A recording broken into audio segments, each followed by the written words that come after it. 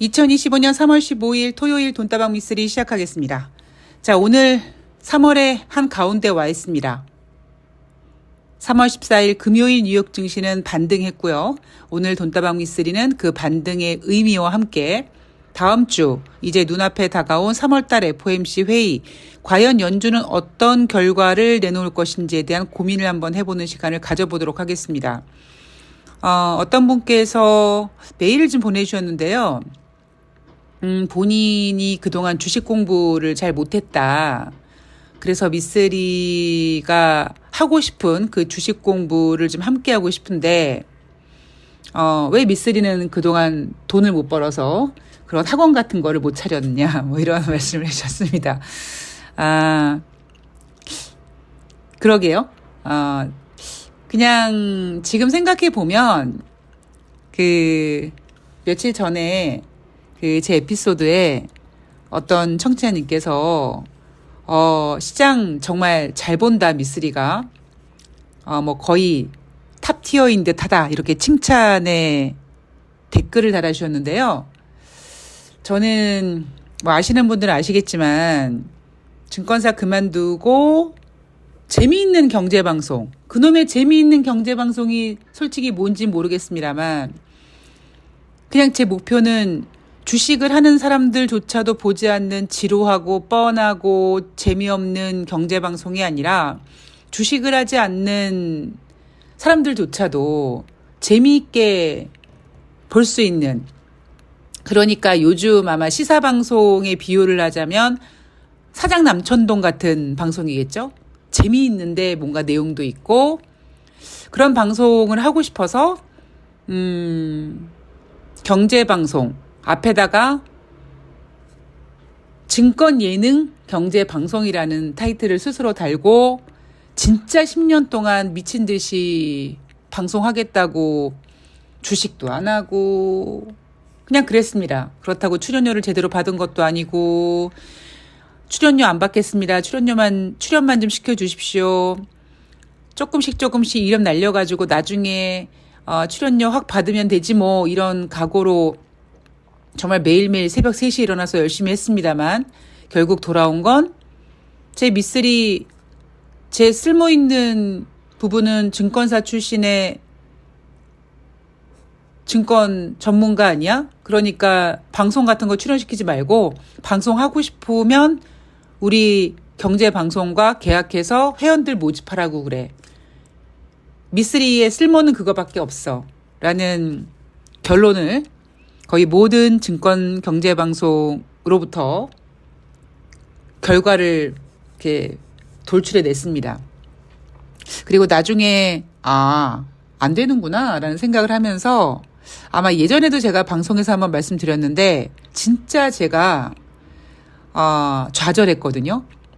10년 동안 무언가의 목표를 위해 돈을 포기하고, 그러니까 그때 제가 저뿐만 아니라 뭐 에피소드를 하나 말씀드리면 제가 팍스넷 방송을 제일 먼저 출연을 하게 됐습니다. 맨 처음에는 이토마토 증권에 출연을 하다가 이토마토 증권에 있던 PD가 팍스넷 개국 PD로 가면서 저를 데리고 갔고, 그렇게 팍스넷에서 이제 주식소녀 시크릿이라는 방송을 하게 됐습니다.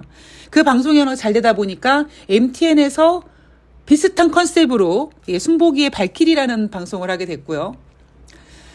근데 그때 이제 여기저기 막 이데일리도 그렇고 한경와우만 빼고 제가 다 뭐 엠버니까지 다 출연을 했는데 그때 팍스넷의 관계자분이 뭐라고 말씀하셨냐면, 제가 그때 필명이 주식소녀였는데 주식소녀님 만약에 전문가 활동하게 되면 친정인 우리랑 계약해야 돼요 라는 이야기를 들었거든요. 그리고 아마 제가 증권 경제방송을 끼고 전문가 활동을 진작 했다면 돈을 꽤 많이 벌지 않았을까라는 생각을 진짜 합니다. 근데 안 했죠. 돈을 포기하고 제 10년을 걸었는데 결국 아무것도 없더라고요. 그러니까 제가 선택을 잘못한 건지, 뭐 예전에 제가 2008년도에 너무 힘들었을 때 저기 문경에 있는 뭘 보는 할머니께서 헛짓거리 하지 않으면 돈 벌 수 있어라고 했는데 제가 그 헛짓거리를 10년 동안 한 거겠죠. 근데 그 이후에 이제 되게 많이 좌절을 했거든요. 나이는 먹어가는데 돈은 정말 땡전 한 푼 없고, 그리고 이제 경제방송을 내가 포기하면 앞으로 뭐 먹고 살지? 그렇게 진짜 인생에 어찌 보면 최대 고비를 맞았던 때가 바로 그때였고요. 그때 이제 다시 시작하자라는 마음으로 돈다방 미쓰리라는 방송을 하게 됐습니다. 근데 오히려 저는요, 제가 요즘에 이렇게 시황을 잘 보게 된 계기가 오직 돈다방 미쓰리를 위해서, 그러니까 제 방송을 위해서 난 이제 이것밖에 할 게 없어 라는 그 간절함으로 정말 열심히 시황 공부 매일매일 하고, 뭐 아시는 분들 아시겠지만 초반에 거의 모든 증권사 다음 달 증시 전망을 다 보고 그걸 또 요약해서 방송에서 하고 그거를 또 일부 청취자님들한테 또 이메일로 보내드리고, 그런 작업을 하면서 제가 뭔가 시황 보는 방법을 제대로 알게 된 게 아닌가. 매매에 관련된, 종목 매매에 관련된 거는 오히려 예전에 제 고수들에게 그 배운 것들이 다라면, 시황 부분에 있어서는 오히려 저의 그 간절한 부분이 혼자서 아무것도 안 하고 지난 10년 동안 돈 하나 못 벌고 이렇게 꾸역꾸역 방송하겠다고 주접떨다가 그거 못하고 이제 포기하고 혼자서 돈다방 미쓰리 열심히 간절함으로 하다가 이제 시황에 눈을 뜬 게 아닌가, 뭐 그런 생각을 했습니다. 그래서 정말 저도 어제 방송에서도 말씀드렸지만 진작에 돈 욕심을 좀 내고 돈을 벌어서 번듯한, 뭐 굳이 뭐 건물은 아닐지언정 뭐 사무실이라도 좀 만들어서 주식 공부 제대로 할 수 있는 그런 판을 좀 만들었었으면 참 좋았을 것이라는 생각을 좀 많이 하거든요. 그래서 그분께서 저한테 이러시더라고요. 펀딩을 해라. 펀딩을 해서 돈을 모아서 주식회사처럼 돈을 모아서 학원 같은 걸 먼저 하고 나중에 이렇게 돈 벌면은 이렇게 수익금으로 뿜빠이를 해줘라. 뭐 그런 말씀을 하시더라고요. 말씀 굉장히 감사하고요. 네, 돈 욕심이 나긴 나네요. 그래서 그분께서 라이브를 하면은 슈퍼챗을 쏠 텐데 왜 라이브를 안 하냐. 라이브 생각은 제가 갖고 있다고 말씀드렸습니다. 라이브도 열 거고요. 그리고 라이브 열기 전에 혹시 그런 분들처럼 조금이나마 힘을 좀 보태겠다는 생각이 있으신 분들을 위해서 제가 오늘부터 좀 염치를 불구하고 썸네일에 제 후원 계좌를 올려드리겠습니다. 그래서 제가 사용하지 않는 이 계좌에다가 후원금을 모아서 저도 열심히 돈을 모아서 글쎄요, 올해가 될지는 모르겠습니다만 뭐 올해 혹은 조만간 뭐 내년이어도 상관없고요. 제가 그래봤자 아직 50밖에 안 됐으니까 하여튼 열심히 모아서 정말 제가 만들고 싶은 꿈을 한번 이뤄보도록 하겠습니다. 굉장히 어제 그분의 메일을 보고 망감이 좀 교체했습니다. 나는 그동안 뭐 했을까라는 것부터 시작해서 근데 저는 인정하면 포기하는 것이 아니라 다시 시작하는 것이다라는 옛날에 그 선덕여왕의 미실세주였던 고현정 씨의 멘트를 되게 좋아하거든요. 제가 그동안 돈 못 벌었다는 거 인정. 그렇다고 제가 돈을 못 번 게 아니라 안 번 거죠. 예, 조금 더 큰 그림을 그리고 벌지 않았던, 돈 욕심을 내지 않았기 때문에 지금 돈다방 미쓰리가 조금 빨리 컸으면 좋겠다라고 기다리시는 분들에게 조금 더 기다리게 만드는 죄를 짓고 있지만 되겠죠? 예, 전 할 수 있을 거라고 생각을 합니다. 그리고 무엇보다 작년 때와 제가 마인드가 굉장히 많이 바뀌었습니다. 정말 작년에는 뭐 다시 한번 말씀드리지만 우리 행운이 충격이 너무 컸고요. 근데 올해는 이제는 뭔가 진짜 제대로 해봐야겠다라는 그 의지가 뿜뿜 묻어나기 때문에 여러분들 너무 지치지 마시고요. 돈다방 미쓰리 계속 응원해 주시고, 사람이 때가 되면, 물이 들어오면 열심히 노를 지면 되니까 저도 이제 그때가 오고 있다라고 직감하고 있기 때문에 올해 최선을 다해서 열심히 달려볼 거니까 여러분들도 많이 응원해 주시고 격려해 주시고 그리고 끝까지 함께 해 주시길 바라겠습니다. 사실 돈다방 미쓰리 지금 들으시는 분들이 뭐 한 280, 한 300대 정도의 조회수가 나옵니다. 조회수가 그렇게 크게 나오지 않아서 괜히 부담드리지 않을까라는 생각을 했지만 예, 염치를 무릅쓰고 한번 올해 펀딩까지는 제가 그걸 못하겠고요. 그럴 정도는 아니고요. 열심히 돈을 모아서 사무실이라도 하나 만들어낼 수 있는 판을 만들어 보도록 하겠습니다. 자, 뭐 이벤트 신청이 아니더라도 여러분들의 다양한 뭐 사연이라든가 이런 거 언제든지 열어놨습니다. 예, 오히려 여러분들의 어떤 주식 투자 실패기 이런 거 제가 이메일로 받으면 또 이렇게 방송하는 과정 속에서 물론 실명 같은 건 당연히 제가 밝히지 않고 이렇게 매매하신 분들이 계시는데 아마 대부분 그렇게 매매하시죠. 어떤 부분이 잘못됐고 뭐 이런 것들도 제가 조심스럽게나마 어떻게 팁 같은 거를 드릴 수 있으니까 여러분들 뭐 왜 답답하신 분들 많잖아요. 요즘에 뭐 정치 시사 같은 거 답답한 부분이 있으면 그런 정치 시사가 방송 같은 데서 막 댓글 막 달지 않으십니까? 욕하는 게 아니고 그런 것처럼 주식 투자하시면서 뭐 답답한 부분이 있으면 넋두리도 좋고 예, 그냥 보내시면 이런 내용도 괜찮을까 고민하지 않으셔도 됩니다. 예, 여러분들이 미쓰리가 이런 주접까지 떨어봤을까? 이런 못난이 매매까지 해봤을까? 예, 해봤습니다. 여러분들이 상상하는 그 이상의 모든 매매를 다 해봤기 때문에 여러분들이 어떠한 주접스러운 매매를 하셨다고 해도 저는 다 이미 경험자입니다. 걱정 안 하셔도 됩니다. 자, 돈다방 미쓰리 3월 14일 금요일 뉴욕 증시 반등에 대한 이야기를 해볼 텐데요. 다우지수가 1.65% 반등, S&P 500이 2.13% 반등, 나스닥이 2.61% 반등했습니다. 자, 제가 반등이라고 표현을 합니다. 저점 매수가 대거 유입되었고 상승 마감했다. 그런데 저는 반등이라고 합니다. 자, S&P 500 지수 조정 국면에서 하루 만에 벗어났다.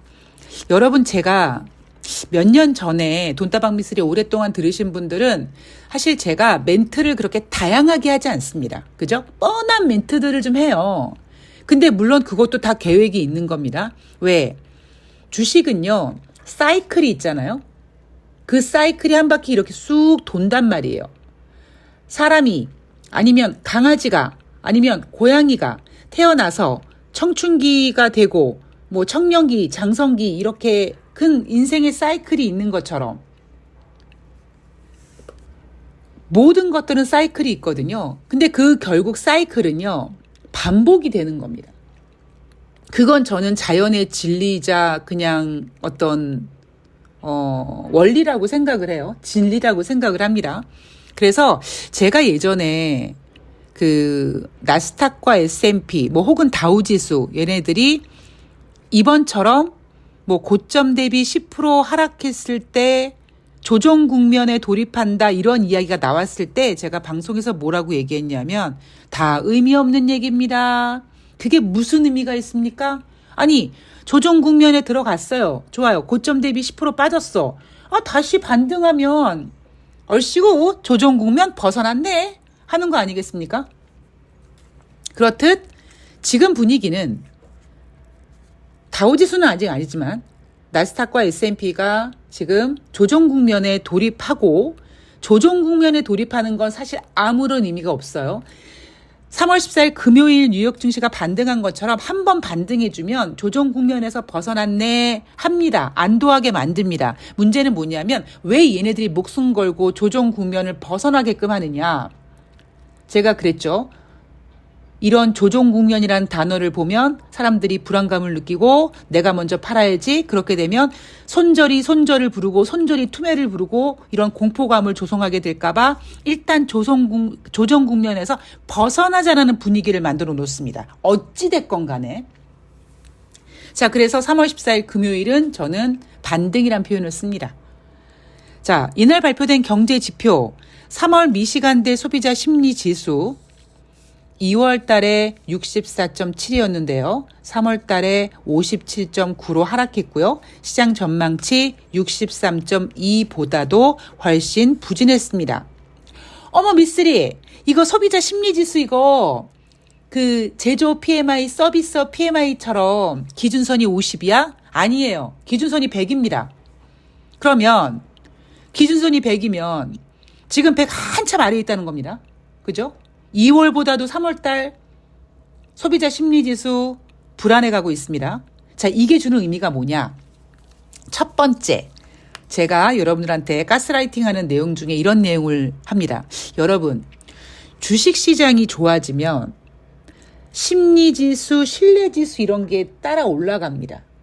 참 신기해요. 그죠? 그게 그래서 아마 주식은 심리다 이런 얘기가 나온 건지 모르겠습니다만, 그래서 제가 주식시장이 좋아지면 사람들은 내가 지금 당장 주식이 수익이 안 나더라도, 하물며 내가 주식을 지금 하지 않더라도 주식이 올라간다는 의미는 앞으로 좋아지겠지라는 기대를 갖게끔 만들어서, 예를 들면 주식시장이 좋아지면, 그러니까 경제는 안 좋다고 하는데 주식시장이 좋아지면 예를 들면 미국 국민들이 지갑을 열고 소매 판매 지표가 늘어난다든가, 그래서 소비자 심리, 소비자 신뢰 이런 수치들이 올라간다고요.